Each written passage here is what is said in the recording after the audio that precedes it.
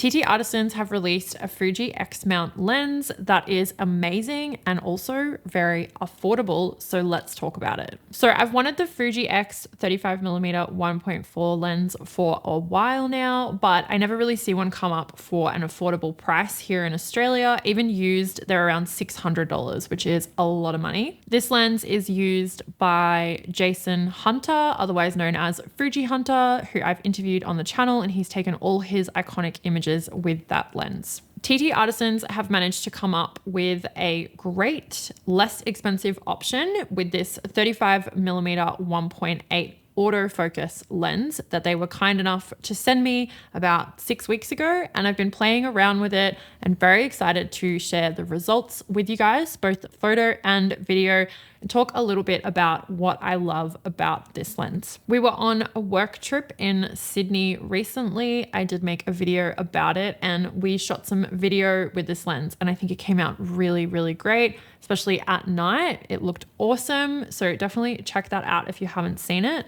My partner also used this as I was mainly shooting film on that trip, and he took some really awesome black and white shots as well. And that was kind of like a first taste of what this lens could do. All of that footage and those photos were taken with our XT4, which we don't normally use for stills. It's more of a solid kind of video camera, but I think the black and whites look really awesome. I'm not a huge fan of the XT4. It just feels like too much and it's too heavy and there's just too much going on. And because we use it for video, it's just already set up like right now for that purpose. So I decided to try this TTartisans lens on my Fujifilm XE1, which is an amazing older Fuji camera that has a bit of a cult following now. I did do a video on this camera and it's had heaps of views, and I think that this and some of the other ones like the X20, which I own, and the X Pro 1 have a real cult following now. So I have a bunch of manual lenses to go on the XE1, and I really like focusing manually, but because the EVF is old on this, it can be hard to hit focus when you're using a manual lens, even with the focus peaking on, and the whole experience is like a bit slow, which is expected with an older camera, and I'm willing to kind of embrace that, but it does put me off using it sometimes, which is why I was super excited when TTartisans told me that this would be an autofocus lens, because it's just made the experience of using this XE1 just way more pleasurable.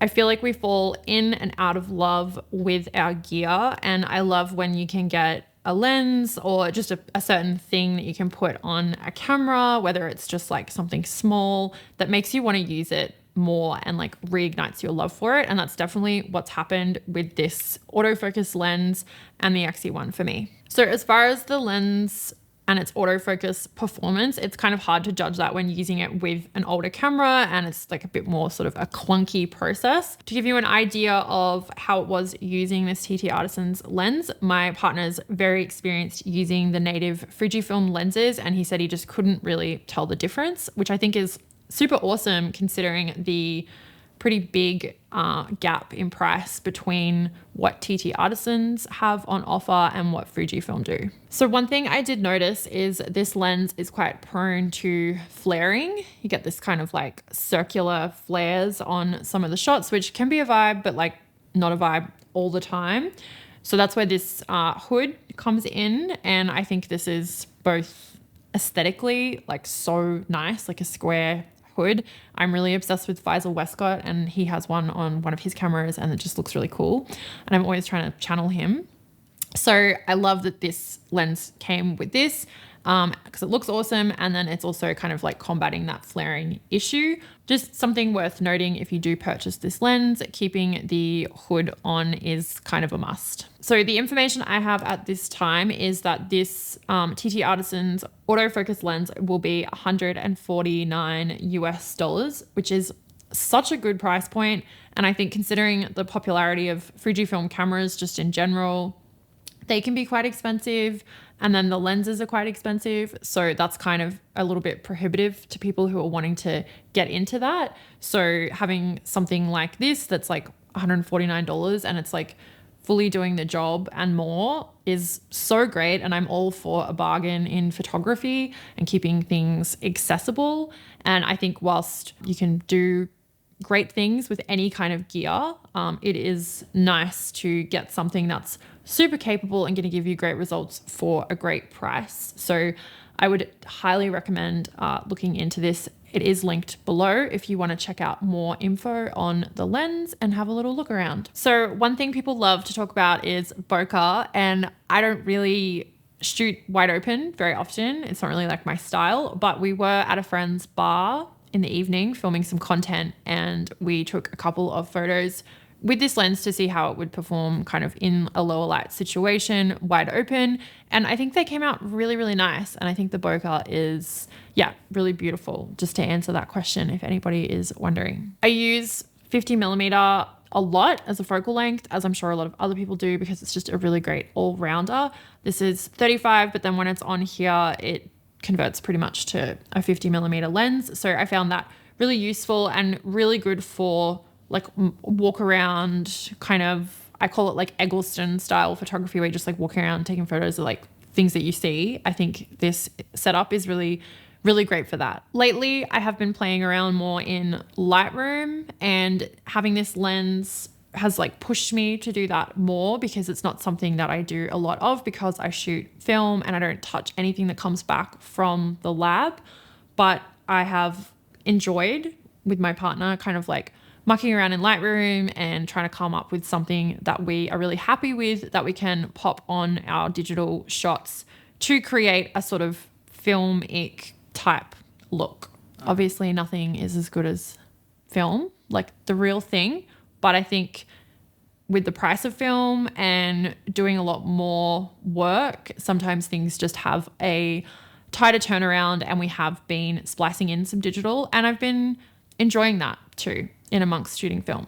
So I have quite a strong look when I shoot film, and I feel like I get chosen for work because of that, and it's something that's really important to me. So when I'm shooting digital, I want to have a look that represents me and can be consistent across all of the digital work that I'm doing, no matter what kind of camera I'm using. So I've been developing this like warm film preset, and I'm really excited about it, and I'm really happy with the way that it's looking.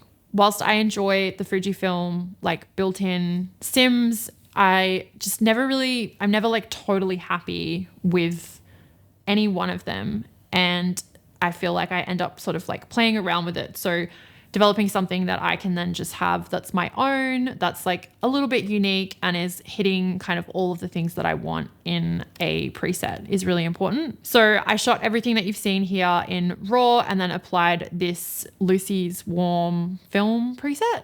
It's kind of sort of echoing like a Kodak Gold kind of situation. It's got like a lot of warmth in it. And I really like the grain as well. So if you're interested to try it, it is available on my website for purchase. If you want to check it out, you can do so in the link below.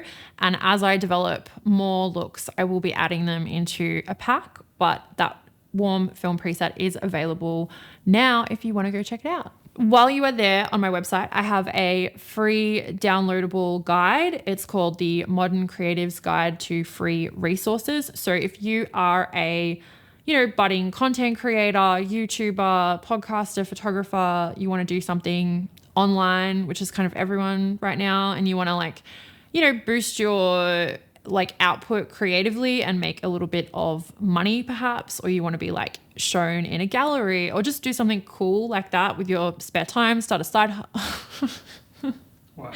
I just hit myself in the face. Sorry. You want to start a side hustle or something like that. This is a great place to start. It's full of links for you to go and check things out, and everything in there is free. So you can download that while you're there. There's the preset. I have wallpaper packs as well. My creative strategies guide, which is a great resource to give you some jumping off points if you're feeling kind of stuck in your photography. And you can check out all of the professional work that I've been doing lately, because we've been doing a lot of video and photo, and that stuff is on there for you to check out and maybe inspire you for next year if you are wanting to step into the professional world, because that's something I never thought that I would do. And I'm not super technical or like professional, but we've been really busy and really enjoying my new job as a creative professional. What? Well, it's like relatable. Like it's like, you know, people will be like, oh, I want to do that, you know? Yeah. So huge thank you to TTartisans for always offering so many of your lenses for me to try. I don't always say yes because I want to pick things that I'm excited about and feel like suit my style or have a place kind of in my kit. And I think this is a lens that will definitely be in my rotation. And yeah, I'm really loving it. So if you are wanting something autofocus that's at an affordable price point, definitely check out that in the link below. And pretty much all of what TTartisans do is fairly affordable. And I think that that's really important to have for photographers because things can get really bloody expensive. So check it out.